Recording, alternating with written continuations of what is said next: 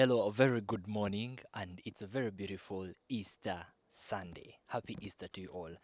Now, as usual, my name is Charles Samuel Piat, and we are on the Acholi Homes. Now, today, I have a very special guest on the show, a very renowned human rights activist, a very famous person. If at all you've been following the specs of politics. Joining me today on the show is none other than Mr. Opiyo Nicholas. Mr. Opiyo, we are so happy and humbled to have you on the show. Well, the honor is mine. Thank you very much for having me, and happy Easter and Ramadan Kareem to all the Muslims who are going through fasting. Well, thank you. Now, straight to the point, Council. We've seen in the northern region, there's been a very widespread of poverty, especially in the rural settings and even some parts of the suburban areas around the Gulu city. Basing on your knowledge as a council and just give us, we just want to pick your mind. What is the role of politicians? What role do politicians have in helping to mitigate poverty amongst the people in the Acholi sub-region? Well, I think first of all, it is deeply saddening to see the biting poverty in our region. A region with the most arable land, the most fertile piece of land in the entire country, that has now, for the last couple of years, been peaceful, still reeling in poverty.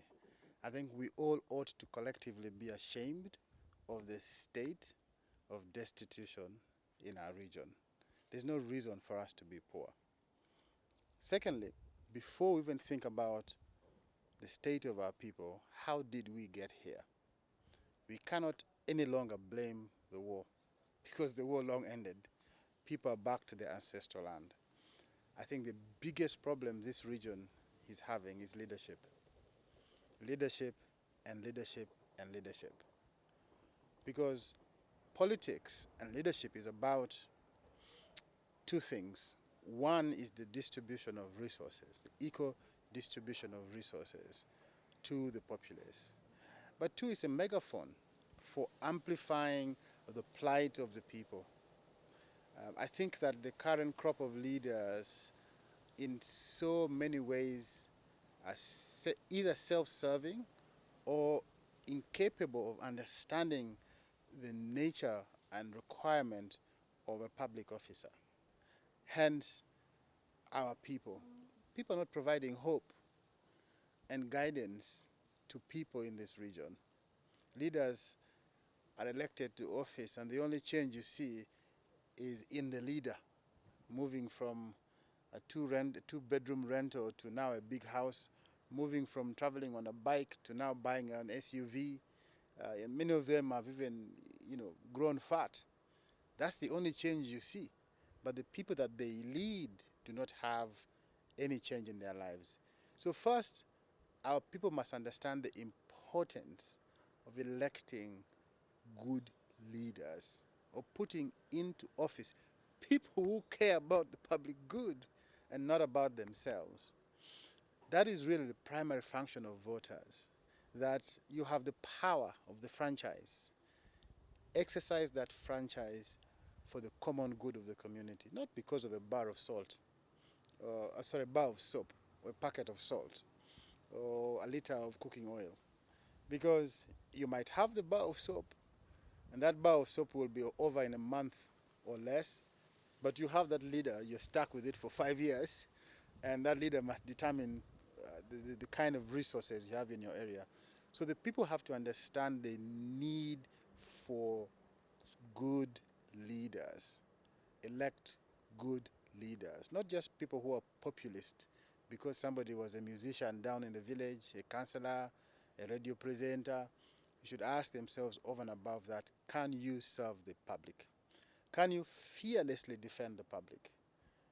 In the immediate aftermath of the 96 election, we had a crop of leaders here who were fearless in speaking for the people, in standing with the people in the time when this place was in conflict.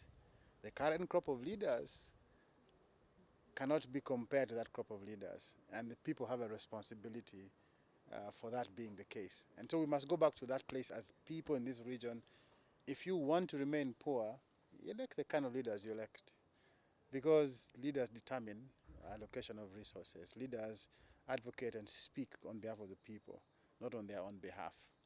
When you see the squabbles in the Acholi parliamentary group, you see the nature of LC5 chairpersons, LC3 chairpersons.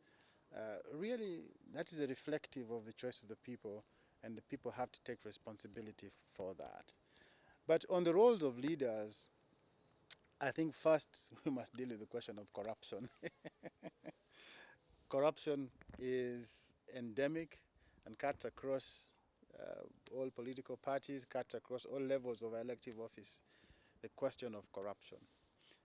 Public resources are spent for the benefit of a few and not for the benefit of the community.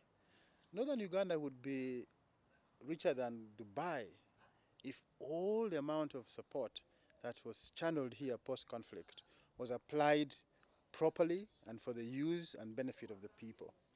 We've had NUSAFs, I think NUSAF 1, 2, 3, we are going to NUSAF 4, 5. We've had poverty alleviation projects in this area. There's nothing to show for it. There's nothing to show for it, except a few kilometers of tarmac in the city. If you leave the city, leave that tarmac, and go 5 meters away, it's biting poverty. It is because we have misappropriated those resources.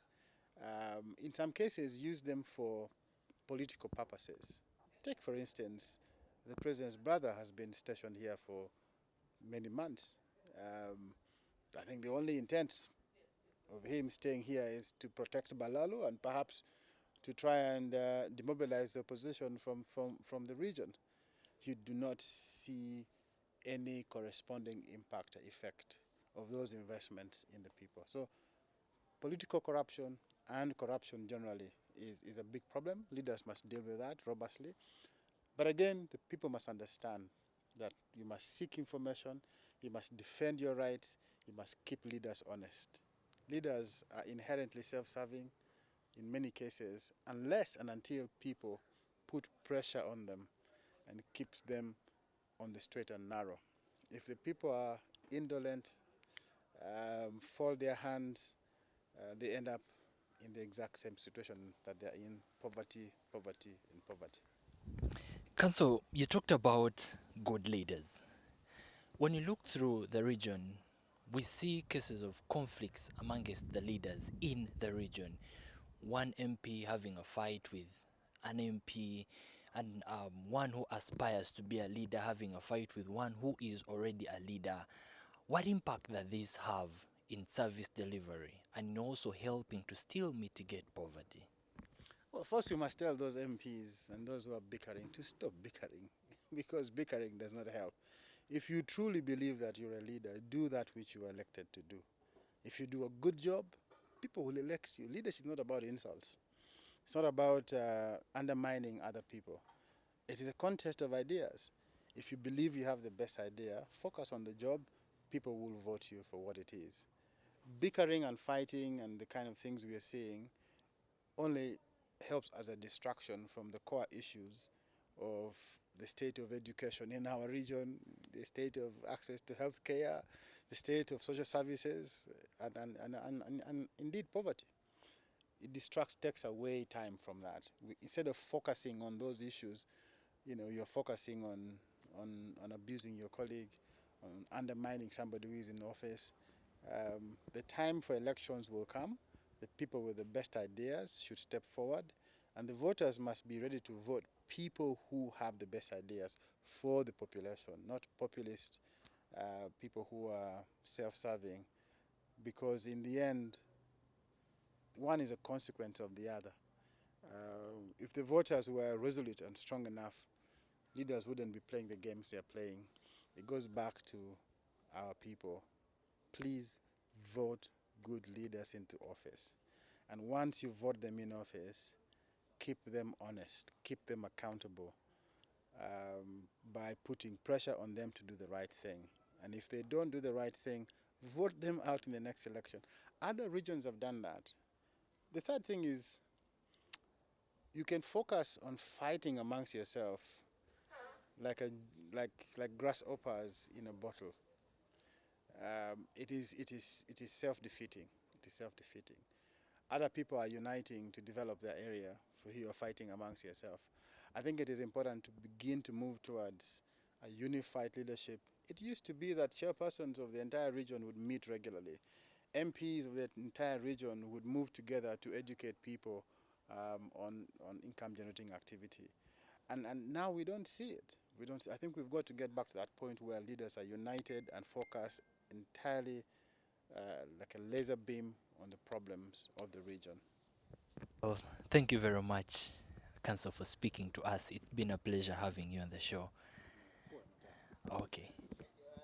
The, Afoyo, man. Thank you for the good work you guys do. You're welcome.